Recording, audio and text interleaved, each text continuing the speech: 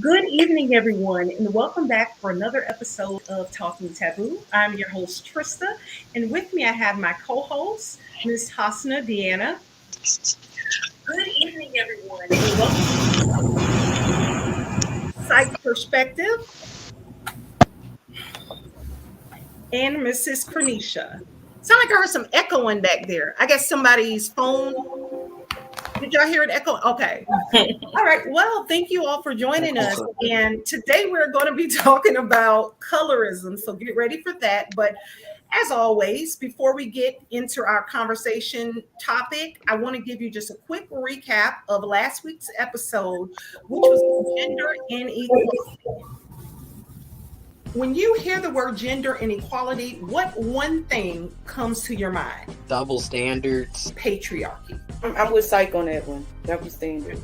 What is the one thing that really just boils your blood? You said everyone has to suffer for just being them. You can't be you without somebody wanting to cause some type of harm to you. When women are bisexual or lesbian, it's more likely to be accepted. Right. Wow. When men are bisexual, oh, how dare you, you liar, you did this and that, that's disgusting. Or if a man is gay or messes with any men, oh my goodness, that's so disgusting, and how could you, and that's an abomination. But yet we can support women kissing women all day. Trauma is my baby. I just think a lot of it has to do with people not addressing their pain, their issues, because trauma does not go away. No. It doesn't go away. It's pushed down into ourselves. It alters how we think, how we feel, how we connect with others, how we connect with ourselves. And y'all, it's just not, you can't. I'm telling you, it's just not gonna go away. You got to deal with it. You can't go to church and pray. It ain't going nowhere. For me, I never cared. I always just been like, it is what it is. So I remember, even from my family, if today I decided to be with a woman, because at one point in time, it wasn't that I was like sexually attracted to women. It was just like the whole connection of just conversation, love, support. Like, I see why people fall in love with you're not falling in love. It's not about the same sex. It's about how your heart and everything connect with a person. Their masculinity is so fragile. So, that's it. They feel attacked if, she's got her own thing, her own mind, her own skills, her own goals, her own hustle and drive. Yeah. And then also, going back to what we've been saying, it takes, when women are ambitious and making it happen, it puts that almost like a magnifying glass on the men, because it's like, what is your excuse for being a bum? Yeah. Right. I'm so in love with that part. Oh goodness, y'all. How has your all week been so far? How has it been? I'm gonna start with you, Hasna. How are you feeling today? Lord, please don't stop me.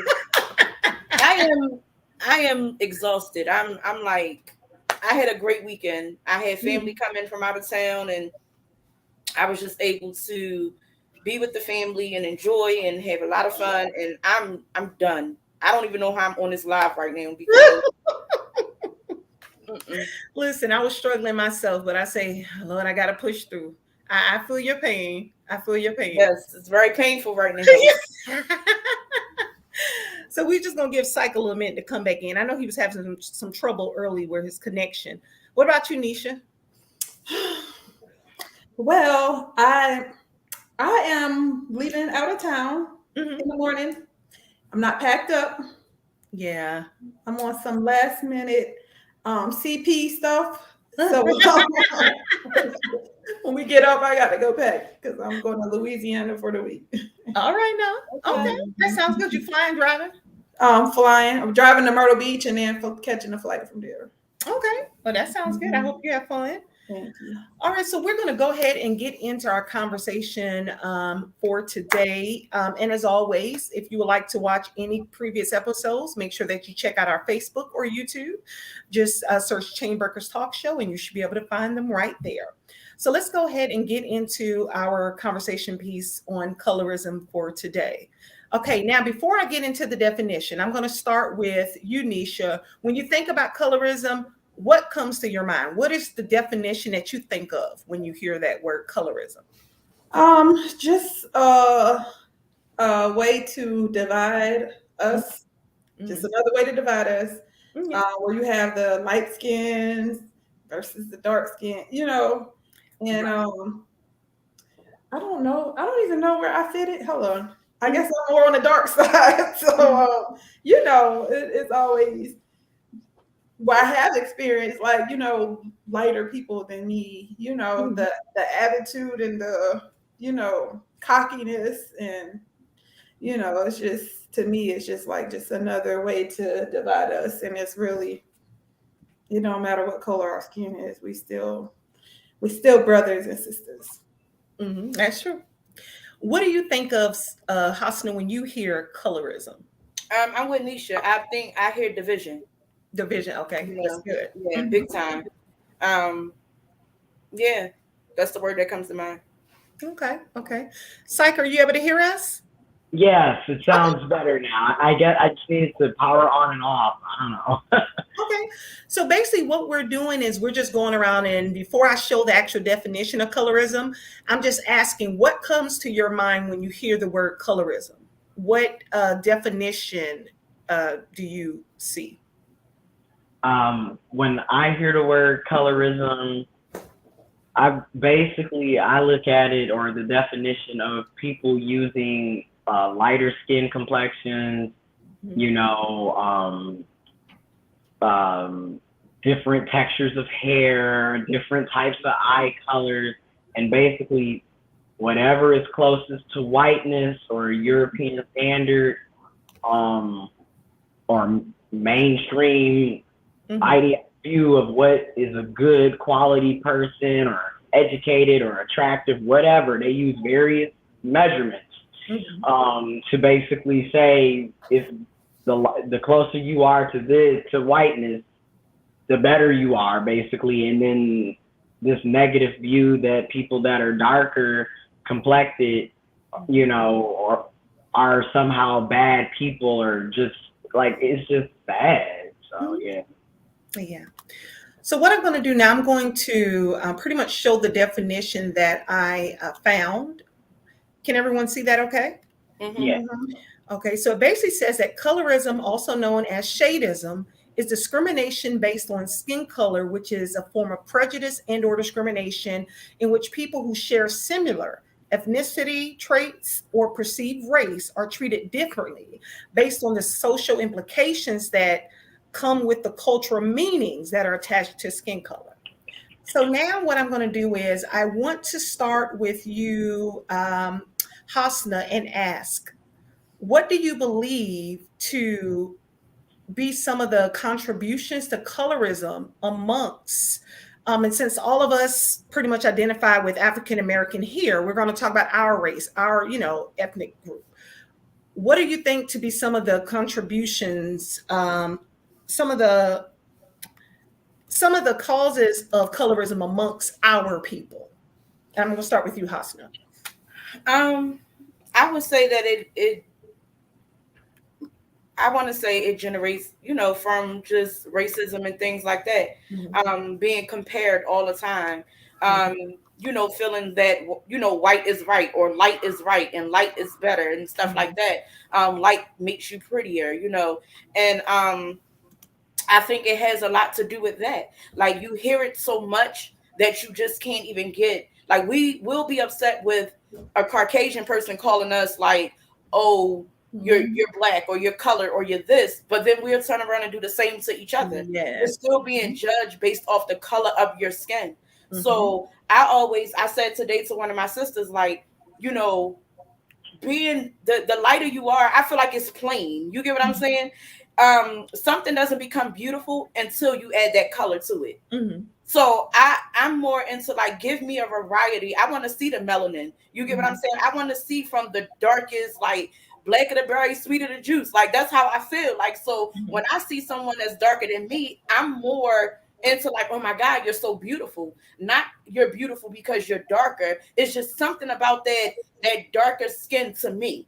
Mm-hmm. You get what I'm saying? Or just the skin period. So I really feel like it just goes into just racism and stuff like that. And we're just brainwashed. It's really like being brainwashed. Yeah.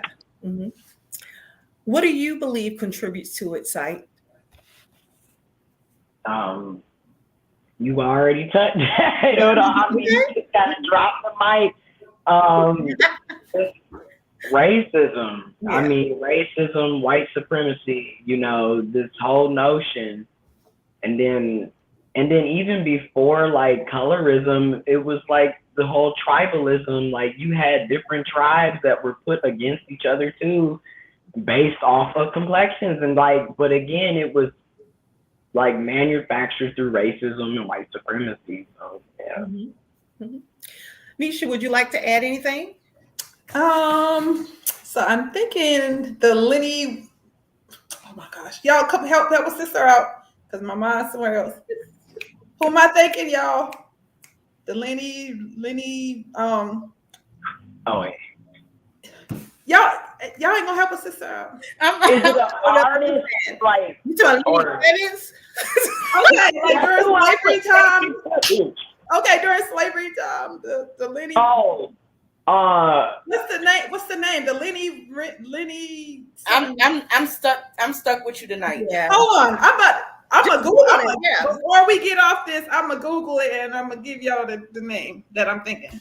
But okay. I think it was just designed because how they say, united we stand, divided we fall. So they had to put into place at every corner something to keep us divided. Men versus the female, light versus dark. How the old school people do in the new school. It always got to be some type of division. The ones out in the field, and then you got the house niggas. You know what I'm saying? It always had to be something, because if we ever came together, it's no stopping us. So like whatever we could put in place. Because at some point, we don't look at it like, okay, what is, Right. We all the same. We all could help each other. We all could unite. We better together. But if you just let all these little tactics keep us divided, then that's what it's going to do. Right. It even went as far as when you think about the pandemic, you have like the vaccinated versus the right.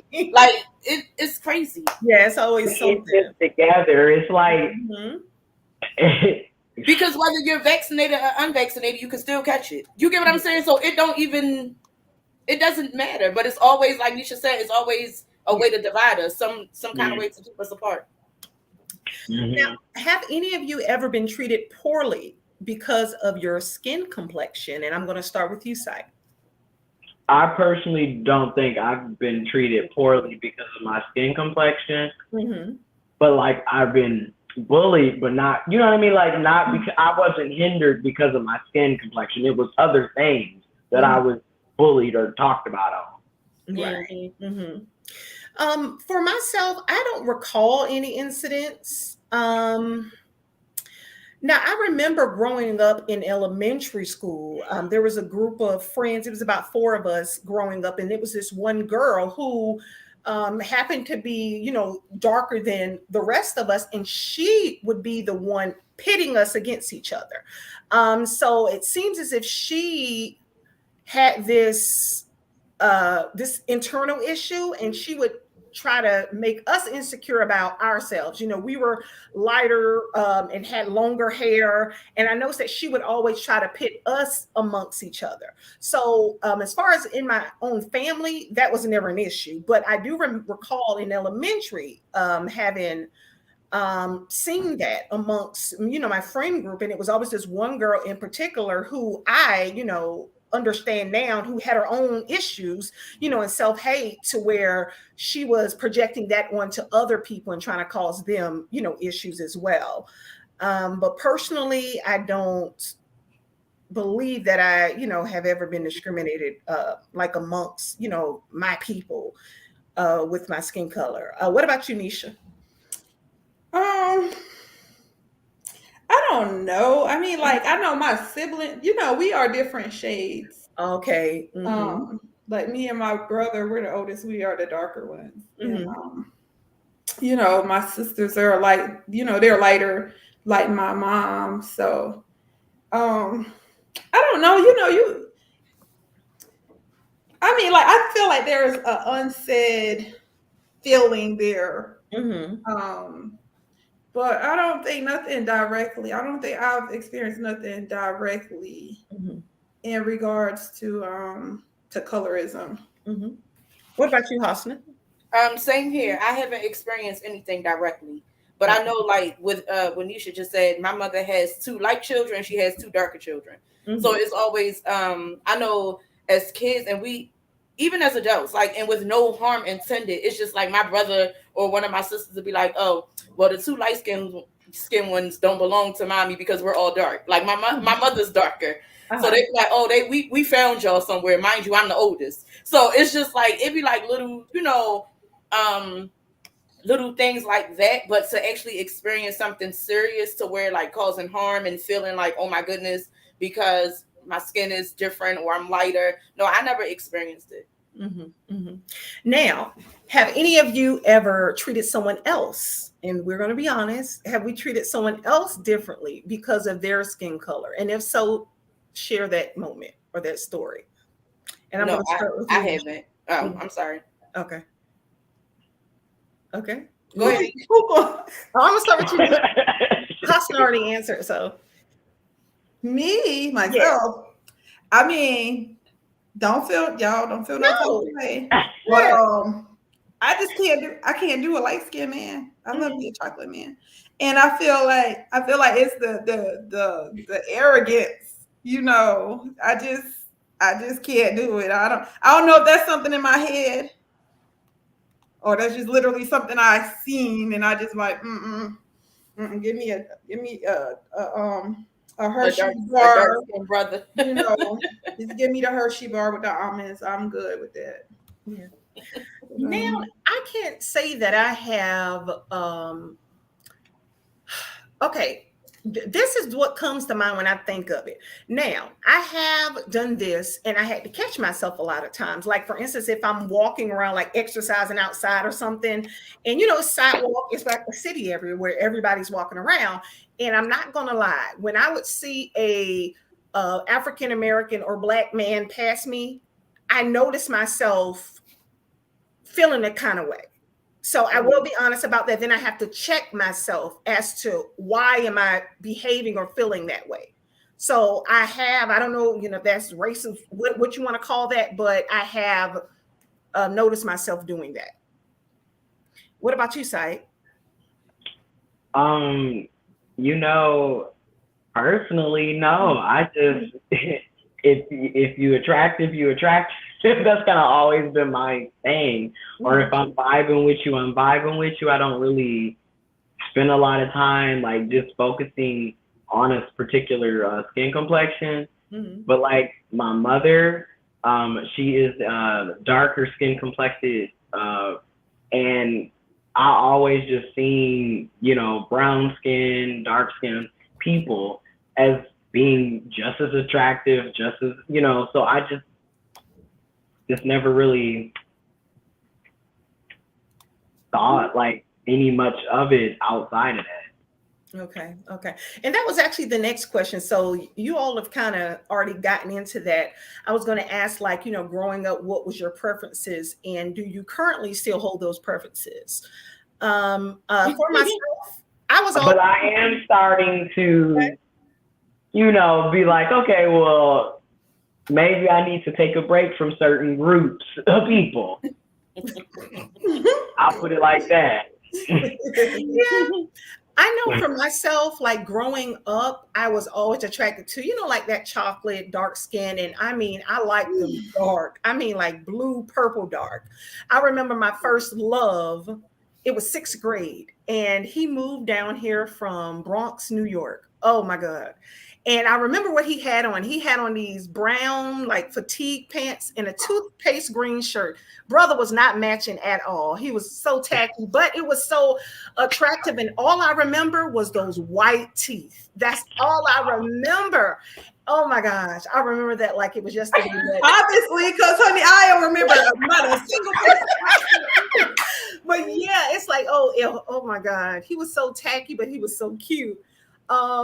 And yeah, it was him for me. He was basically my crush all the way up until like high school. But I was always like attracted to more dark skinned guys. But at this point, I don't really care at this point. For me at this age, it's more about the internal world and just if we connect. But growing up, that's what it was for me. What about you, Hasna? I never had a preference. I'm like, it's all about how I connect. Yeah. But I mean, now my husband is like, he's dark. Mm-hmm. He's not like blue black or purple black, like, but he's dark, and I'd be like, damn, you look good. But I never, like, back then, I guess I never really, I don't know, I just love people, so it didn't, it never mattered to me. It never mattered. Yeah. Now, Nisha, would you like to add? What are you? What's your headspace now that you're older? Because I remember you were saying that you didn't like lighter guys, but is it still like that for you, or? I mean, I probably dibbled and dabbled with a couple, butter pecan. I still love my chocolate. I just love chocolate. But I'm like y'all, like it's whoever I vibe with, like. Okay.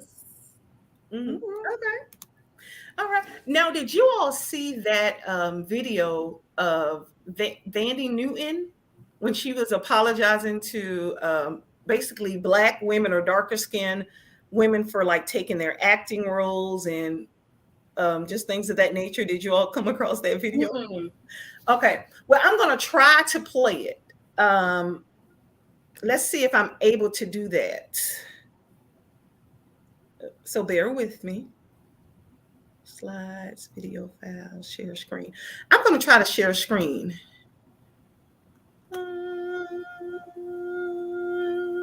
Chrome tab. Oh, here we go. Okay. Oh. Can y'all see it okay? Yeah. All right, because I can't see you all right now. Actresses. Are you all able to hear it? Yeah. Turn it up a little bit. Okay, let's see if I'm able. Nisha, I can't anymore. Okay, I'm about to play it. To say, I'm sorry that I'm the one chosen. I've wanted so desperately to apologize every day to darker skinned actresses.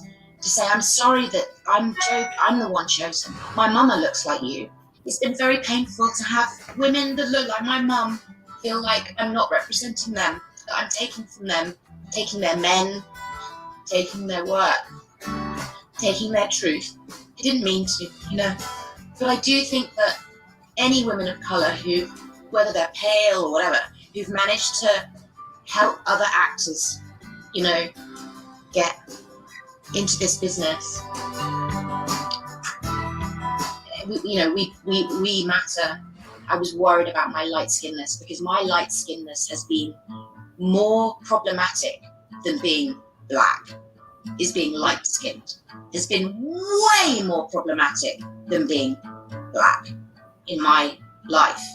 Literally. I was Black in England. I mean, dark-skinned. So then I went to America and I was dark-skinned. I thought I was dark-skinned and I would describe myself as dark-skinned. It's like, you're light-skinned. And suddenly I was someone that, you for being light-skinned. I got more prejudice from Black people. I didn't understand. I literally didn't understand. I thought, you're my brethren, what's happening? So interestingly, I now realize that my, internalized prejudice was stopping me from feeling like I could play this role. When it's precisely that prejudice that I've received, it doesn't matter that it's from African American women more than anyone else, it doesn't matter. I received prejudice. Anyone who's received oppression and prejudice feels this character, right? So it's actually, I love the fact that I overcame that. And it was these guys going, you're the one. You're the one. All I'm saying is before you park on someone's property, you have to ask. I just thank God that my light skin didn't stop that from happening. I'm so, that it didn't cause more pain. Sorry, I hadn't actually made that connection before for me as a woman, that one of the reasons why it's so painful to be distrusted by African American women, darker skinned than me, and they look like my mum, and I love her more than anything. Kiehl's Ultra Facial Cream, the 24-hour hydrator that provides 2.3 times more hydration.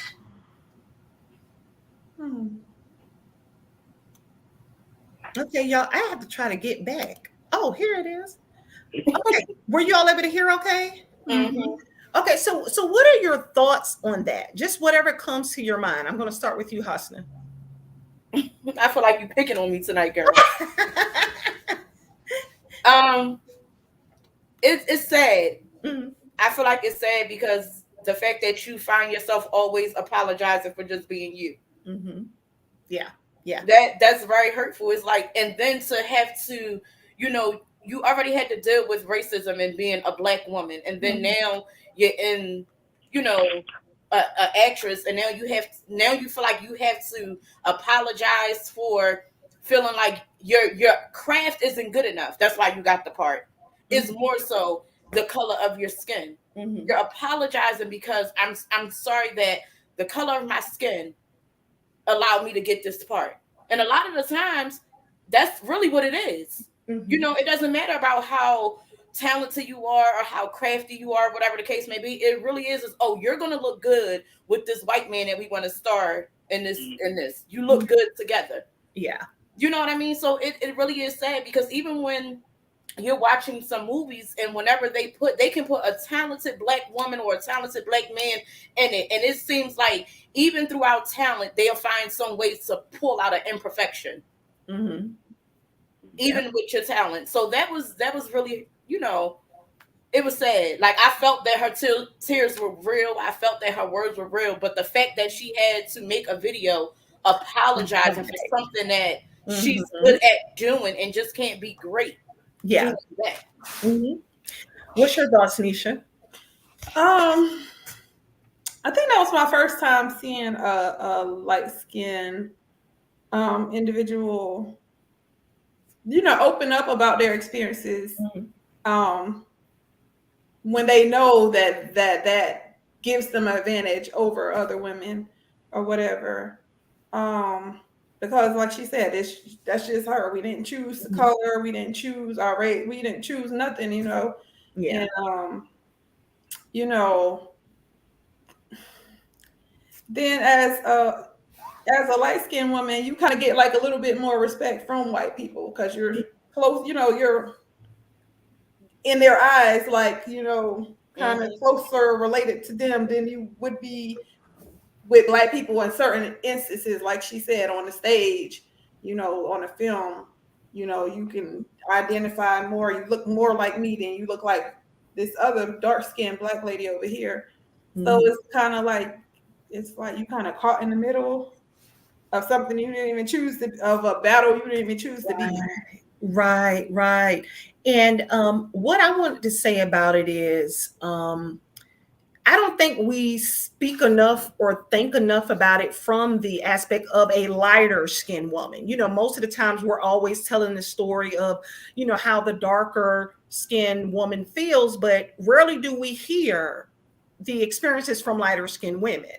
I remember it was in elementary school, and this girl moved down from up north, down south, and she was what we would consider light skinned, well, the average, Black person would probably consider her light skin. And when she got to school, like, there were a lot of girls who were jealous of her because a lot of the guys wanted her. And she was being bullied because of that, you know, getting into fights and things like that because guys preferred her because of basically her skin color. And I just don't think we talk about that enough because, you know, darker skinned women aren't the only ones that deal with it.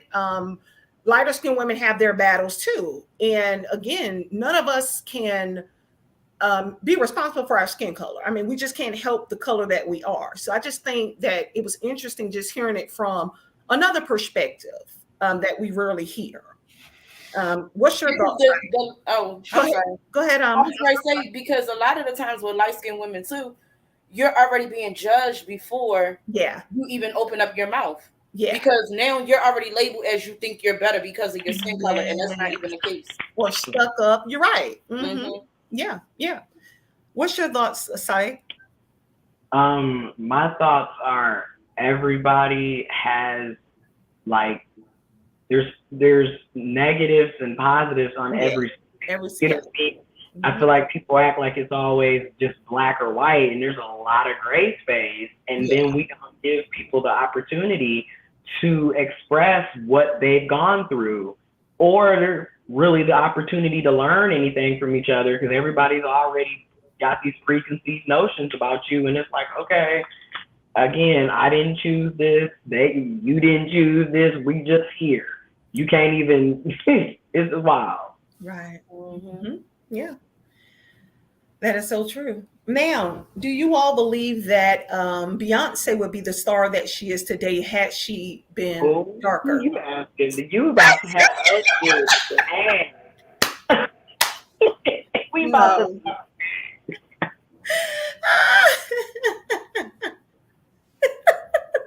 out of all what dark-skinned woman has gotten that much, like, you know, that high up and that much recognition? Like, who? Yeah.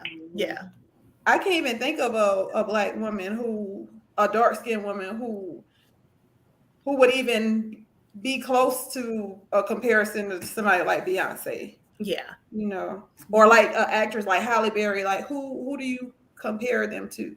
Yeah. Mm-hmm.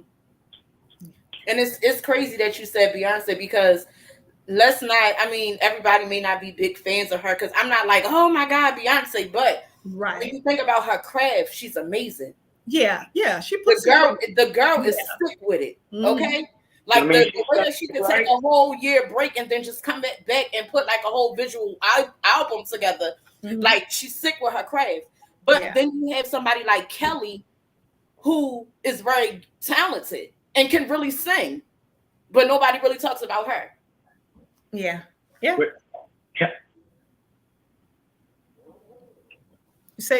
was gonna say the same thing. Like, I think about Whitney Houston and just so many other people, and it's not to take away from, you know, the Queen Bee, you know, we Beyonce all day, but it's like she also learned from other people. Like, she, you know, when you look at Tina Turner, you know, it just they, you know, to me, I feel like Beyonce is great because she's learned from others, but also I do feel like, again, we notice the hair, you know, you feel me? I'm not trying to get us flagged, but I'm just saying, I noticed, you know. So, yeah. Now, have you ever felt ashamed, whether it was growing up or currently, ashamed of your complexion and wish that you were either lighter or darker? And I'm going to start with you, Nisha. Not really. And like I said, I don't even know where I fall on the spectrum of colors. Like, I guess I'm in the middle. I don't know. Like, I don't have a problem with my complexion. I think I'm beautiful either way. So, okay. What about you, Sai? I mean, I just always been like here, so I never really. I mean, I did like want to be darker, like to have my mom's similar color complexion.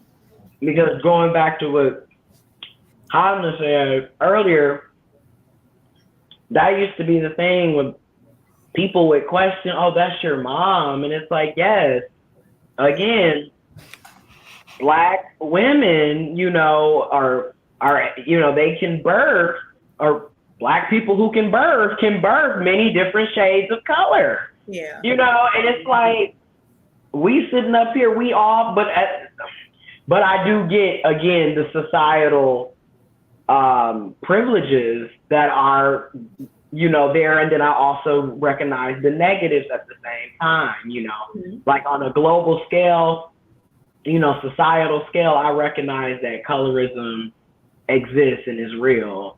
On a personal level, just as an individual, I don't want to be, I don't look at people like that. It's like, if we vibe, we vibe. We connect. I see you as a talented person or a nice person. I want to be a friend or what have you. That's how I look at it on an individual level. But I understand, like, outside, it's sad.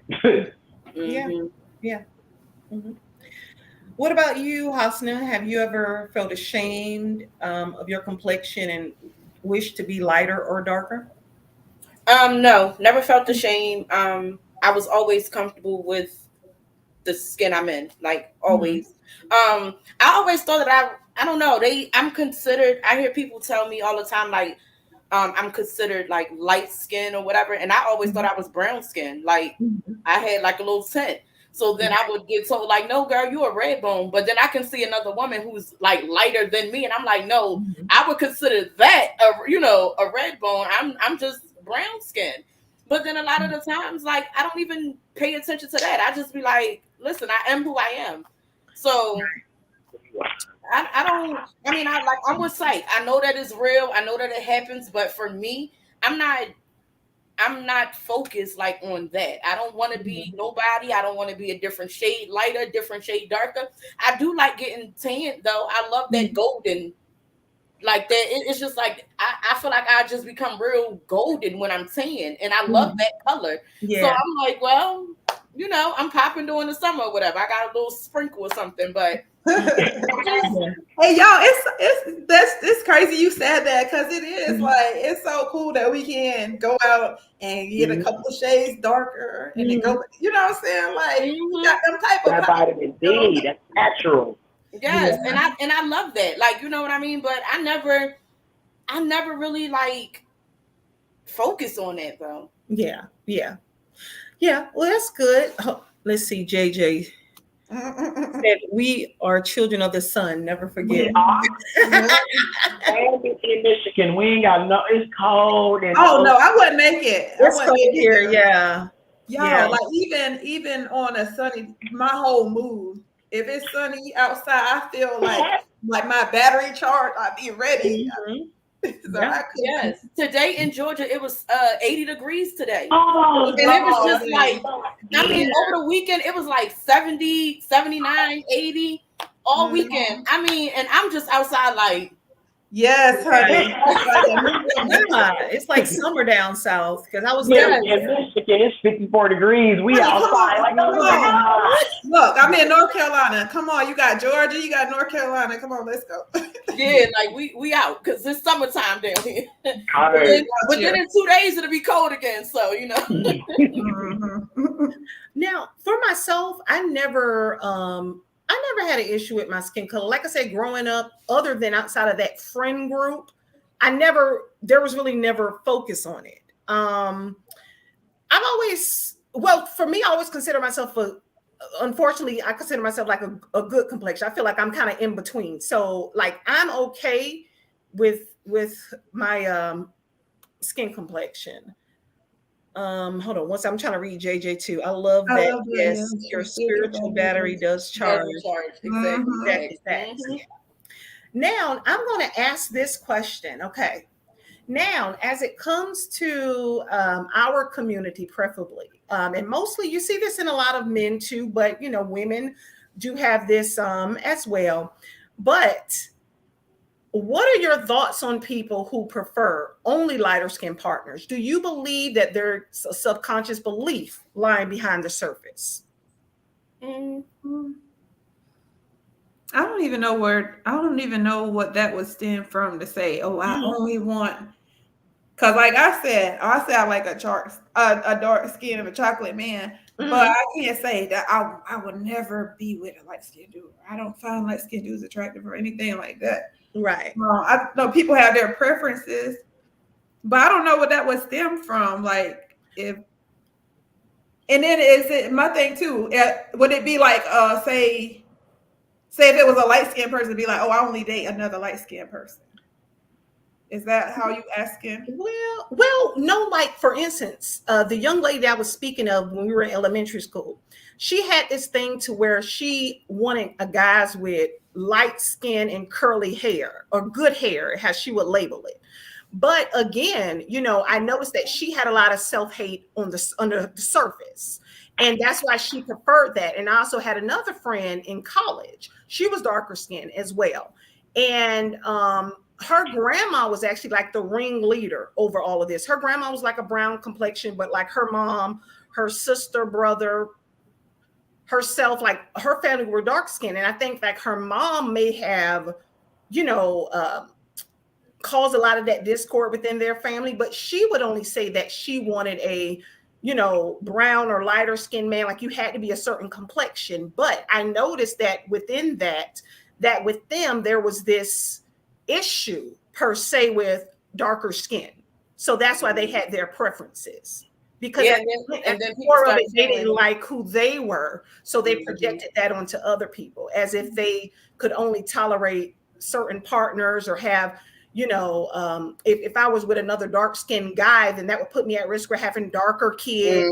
I was just about to say that. Right, all of that. So I just, wanted to throw that question out there because I personally believe that a lot of times it can be something underneath the surface. And again, if it's subconscious, something that we've been conditioned to believe, and if it's something that stemmed within our childhood, a lot of that stuff you may not remember per se, but it's the underlining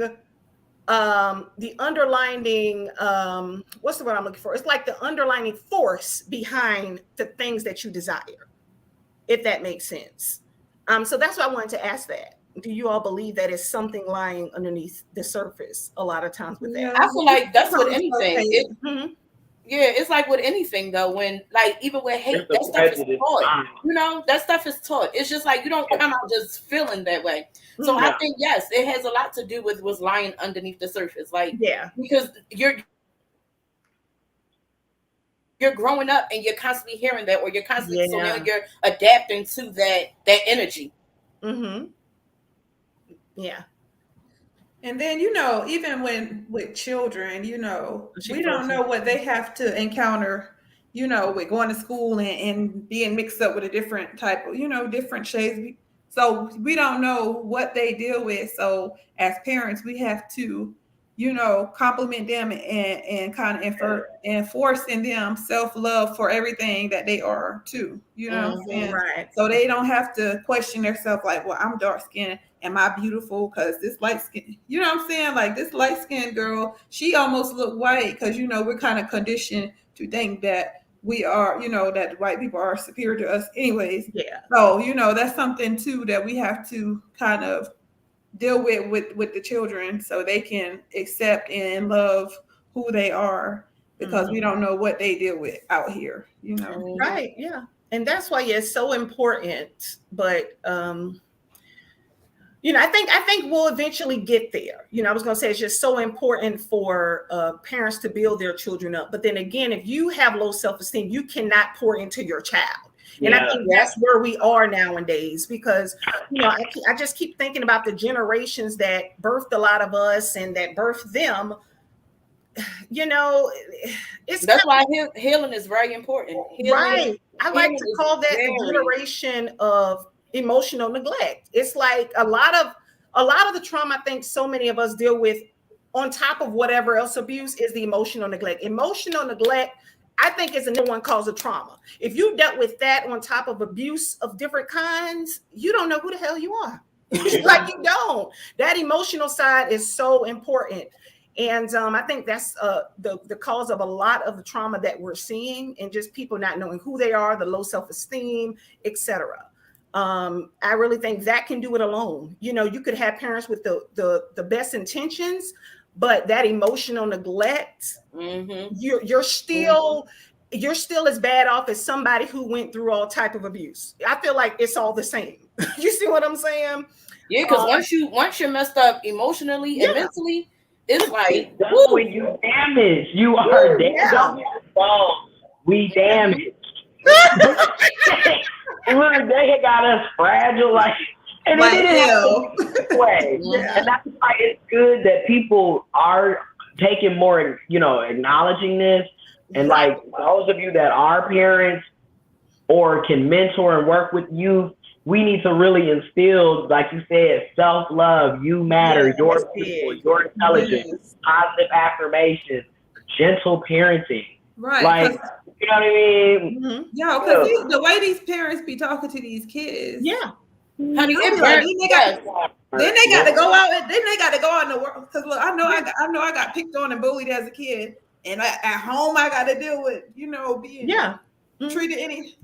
And with that being said, now in 2 more weeks, we're going to talk about that. We're going to talk about children's rights and positive parenting. So come ready for that as we close out our show here in a few weeks. So we have a couple more episodes, but stay tuned for the final end date. But go ahead, Nisha. I'm sorry.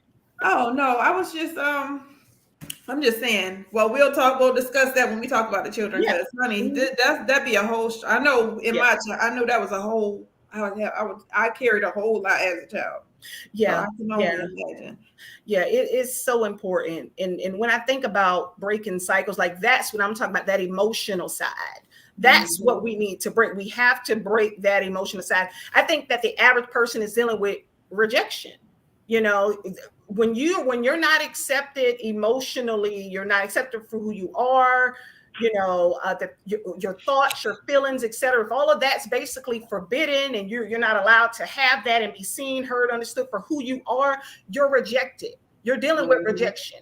And I think that's why it's like so many people, oh my God, it's like the wound of rejection, it shows up to me, it's like the same in everybody. Like it's to the point where I can see it in people.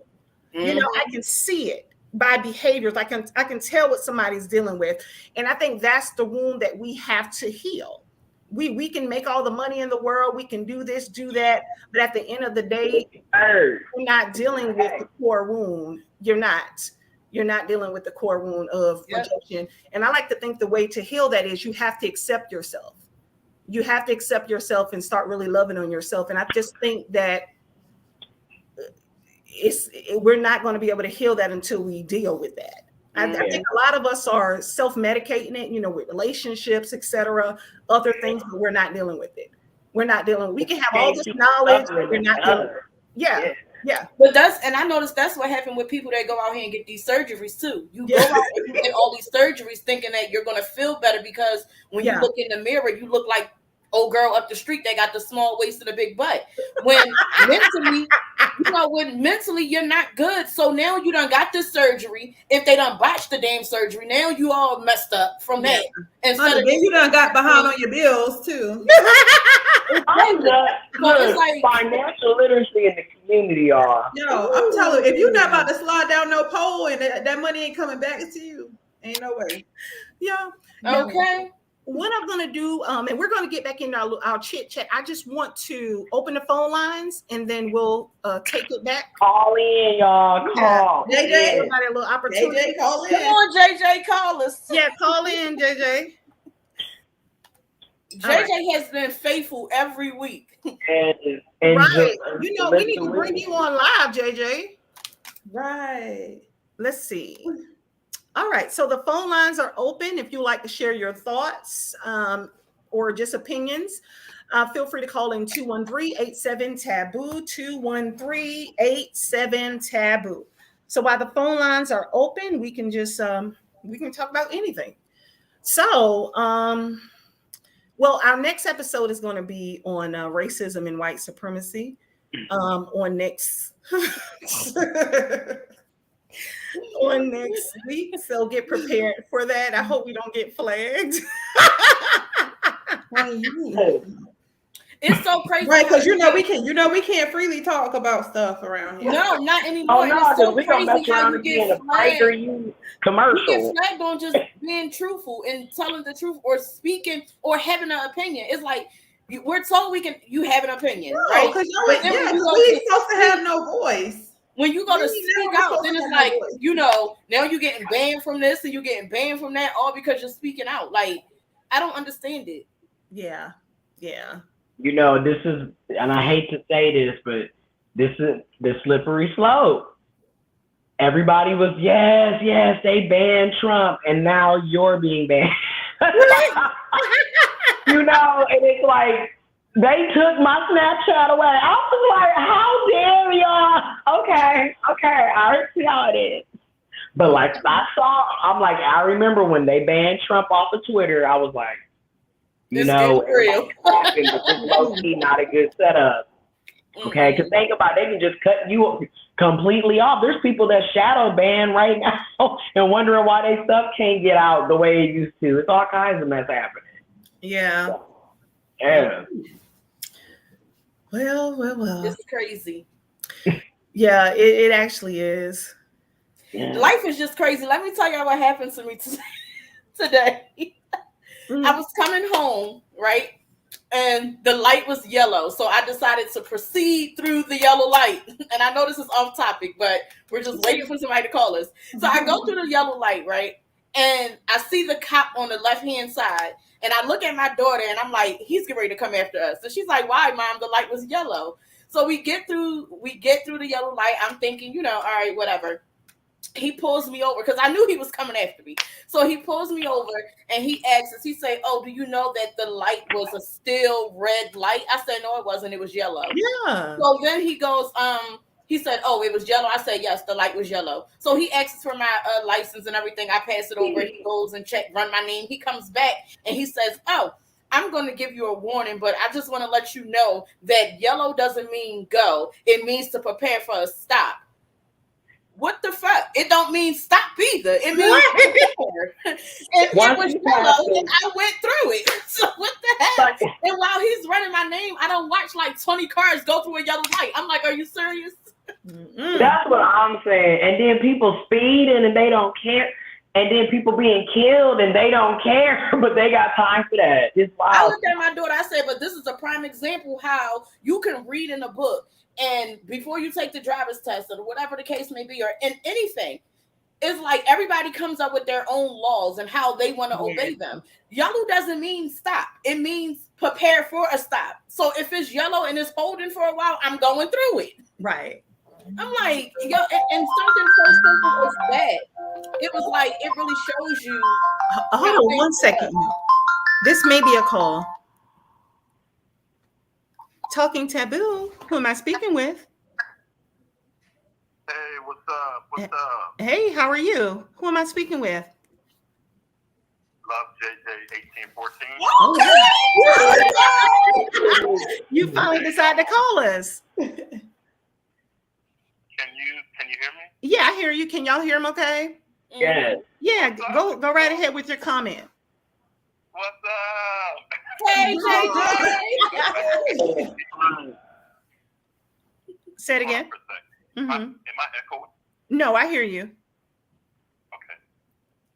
What's up? What's going on? We've been waiting to hear from you. I appreciate your show. Yeah, long story short, I came into your show because I'm a subscriber of Geo. So when he gives the information through the community, then long story short.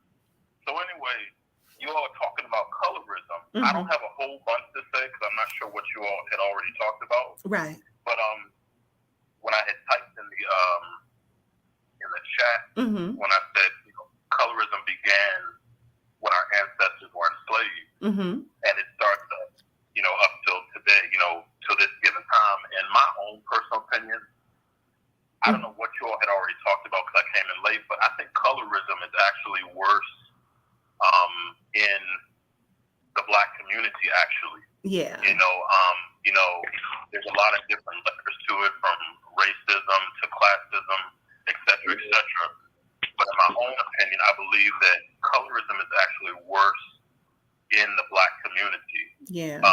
You know, you had said something about a good complexion, and I'm not sure what you meant by when you said a good complexion. And I guess my question to you is, what's a good complexion to you? What does that mean, a good complexion? Well, for me, what's a good complexion? Well, for me, what I meant was an in-between complexion. Like, that's what I was meaning by it. I'm a good complexion, like in between. Like, I'm fine with my complexion. Okay. Yeah. Okay. How did you take it? I just wasn't sure what you meant by a good complexion. Because I'm not sure what a bad complexion would be. You know what I'm saying? 'Cause, you know, if there's a good complexion, then the opposite would be a bad complexion. So what would a bad complexion be? You know, I'm not saying that what you said was off point or anything, but I just wanted to know what your thought was on a good complexion. So I appreciate your explaining that. Right. But for me, like I said, never ashamed, forever melanin, y'all. I mean, love the skin you're in, love everything about you. Quote unquote light skin, quote unquote dark skin, quote unquote good hair, bad hair, straight hair, curly hair, locks, whatever it is. You know, we are amazing people. I'm not going to keep y'all much longer because, like I said, so cut me off at any time. No, go ahead. But like I said, you know, we are amazing people. We are, you know, on a spiritual level. I wish I was able to join your show when y'all had the religious episode. But we are children of the sun. We are amazing people, and if we, as a collective, as in the Black community, you know, some people don't like to be called Black, but those are discussion for, you know, other times. Right. But we in the melanated community, we are amazing people, and we carry so much power, you know, and they're trying to, you know, I know in China they're trying to mimic or recreate our melanin because our melanin is worth, like, you know, worth more than gold, worth more than platinum. You know, melanin is power. And so when my sister in the like the red shirt, when she had said that, you know, where she feels like there are times where she just goes out to recharge, she's exactly right. You know, because the sun does recharge our melanin, and our melanin carries so much more power. But on the social level, you know, yes, you know, you get it. But on the social level, you know, we as a collective melanin community worldwide, you know, the African diaspora, you know, our brothers and sisters in Africa, we have been brainwashed. We have been conditioned to believe that white is right. You know, light is right. You know, you look at all these celebrities. I would caution anybody who, you know, put celebrities on a pedestal, but you look at so many of these celebrities, women in particular. I mean, when they were younger, their complexion was, you know, darker, whatever the case might be. But you look at, I don't want to say any names, I'm going to let y'all do that on your own, but you look at a lot of these female celebrities who are beautiful Black women, but you see as the years have progressed, their skin tone has done what? It's lightened up. And I heard this one guy, he's an actor, he's actually a Latino actor. I think his name is, I don't want to say any, well, his name is John Leguizamo. I can't pronounce it, but he's with that messy thing. Exactly. And he said, he gave an interview not too long ago, and he said that he would stay out of the sun. He would stay out of the sun in order to, I'm just paraphrasing, but he would stay out of the sun to audition for a role because he knew that the role that he was auditioning for, that they wanted a lighter skinned Latino. Mm-hmm. You look at Lil' Kim, bless her heart. You look at Lil' Kim as an example. Lil' Kim does not look like Lil' Kim except in stature. The Lil' Kim that we knew, in my eyes, was a beautiful black woman, a beautiful, beautiful black woman. But she gave an interview many, many years ago, and she said that she wanted to look like who? Pamela Anderson. Pamela Anderson is also a beautiful white woman, but Lil' Kim said that she wanted to look like Pamela Anderson.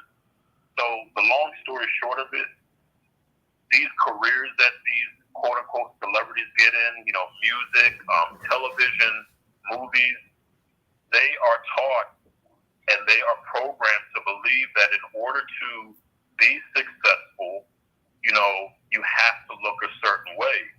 And so we're fortunate to have those chocolate, beautiful black women and handsome black men who are on the darker spectrum, because our melanin can be white, because melanin has different spectrums.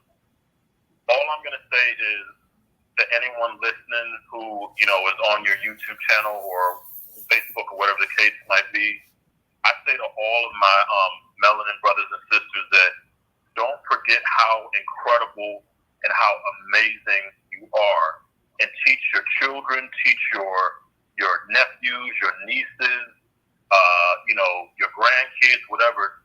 Remind them how amazing their melanin is, because we are children of the sun. And I appreciate you taking my call. Thank you for your shows that you all have had over the last, you know, couple of months. It's been enlightening, also entertaining, and that's pretty much it. And my apologies for talking too much. All right. Well, we thank you for calling in and for tuning in as well. All right, y'all have a good one. All right, you too. You too.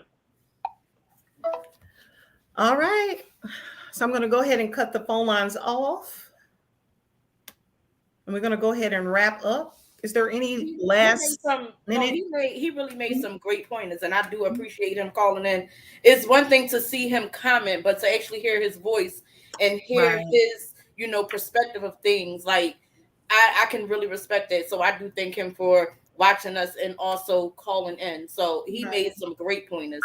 And I do like the fact that he did ask you to clarify like what was a good complexion, right? You know, because I mean, I feel like I personally understood like what you meant by good complexion, because we were talking about, you know, for ourselves, right? But for those who may have just came in on that end or whatever the case may be and didn't get the full understanding or whatever, or grasp everything that we were talking about. So for him to bring that up, I'm glad he did, because it would lead. So if this is a good complexion, what is a bad complexion? Yeah, you know what I mean. So yeah, that was perfect. Yeah. I really did appreciate that. Yeah, and being that we're talking about colorism anyway, it's basically saying that there is good and bad complexion. I mean, because we're having a conversation of lighter is good, darker is bad. So you know, and where did that emotion come from? How do we get there? Right. Yeah. So that this has been good. Yeah. It has, and it's about 8:15, so I'm going to go ahead and wrap it up. Now, keep in mind, next week we're going to be talking about racism and white supremacy, so make sure that you tune in for that and get ready for that conversation as well. And I want to make sure, do anyone else have any final comments before we close out? No, there's a chance next week I may not be on. I'm going to try, because I'm traveling on Thursday. I'm going to a women's retreat. So I'll be going from Thursday and returning home on Sunday, but I may be on a flight during the time of the live. Okay. Have a good trip and a safe one. Thank you. You too, Nisha. Have a great trip. Enjoy. Thank you. You too. And y'all have a wonderful week. Okay. You too. Now, I'm just going to leave with just my little closeout, you guys. Make sure that you all tune in every Sunday, 7 p.m. Eastern Standard Time on Facebook or YouTube. Just search us, Chainburkers Talk Show, and we should come right up. Now, just remember that Activity follows identity. It's time that you stop playing the script that you've been given and start becoming the author of your own life. Only you have the power to change your narrative. It's time you rewrite your story. Until next time.